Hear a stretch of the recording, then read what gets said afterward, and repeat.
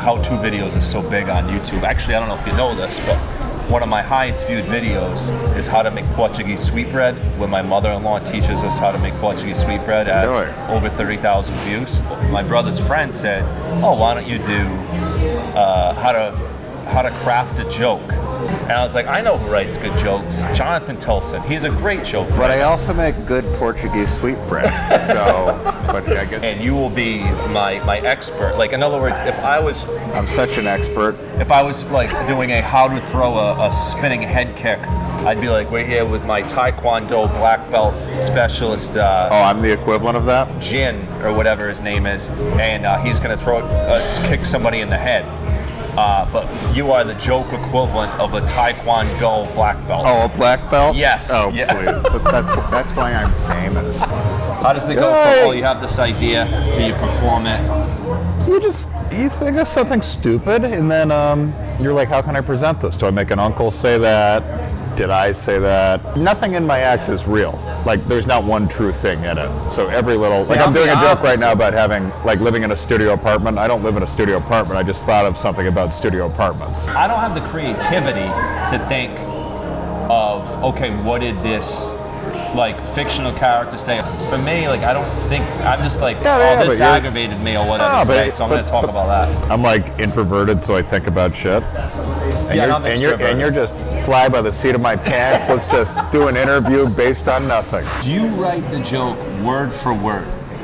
I used to, but now I make like an outline, so when I say it, it comes out naturally. It's just I have high points I want to hit.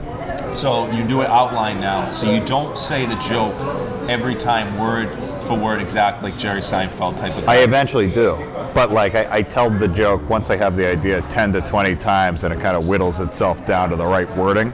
And then once you have that wording, you lock it in? And it's the same. What's the studio apartment joke? It's just, I don't want to burn my material. Well, there's a lot of people watching. My God. I had 2 notes from 3 years ago or so, one about futons, one about studio apartments, and I said, let's bring those back, try to merge them, and now it's working. Because the studio apartment is just one room, you know, so like the futon is what changes it. Like if the futon's up, it's a living room, but if it's down, it's a living room I sleep in. If it fits my act now, it didn't fit my act 3 years ago when I was a filthy monster. Yeah. But I'm getting less filthy. Right. Still a little filthy. All furniture jokes from now on, keeping it clean. Don't get me started on Barca loungers. Here's how dumb I am. The motorcycle of futons. What is it called? A Barca lounger? Recliner. Oh, that's a fancy word for recliner? I don't think it's fancy, but some people call it Barca lounger. Well, what's your process, Brad? So, you get on stage. I don't have a process. You get on stage and you bully audience members. You've found the line where you can be a dick to people without them hating you. That takes practice, though. But I've seen it. I've seen you. You've said a couple things in the past on stage where I'm like, he went a little bit past the line, but they still like him. Sometimes I'll be done and I'm like, oh, I probably shouldn't have said that. I shouldn't have made fun of that guy's dead mother, but his wife's laughing. He's not running at me, trying to pummel me on stage. He's okay.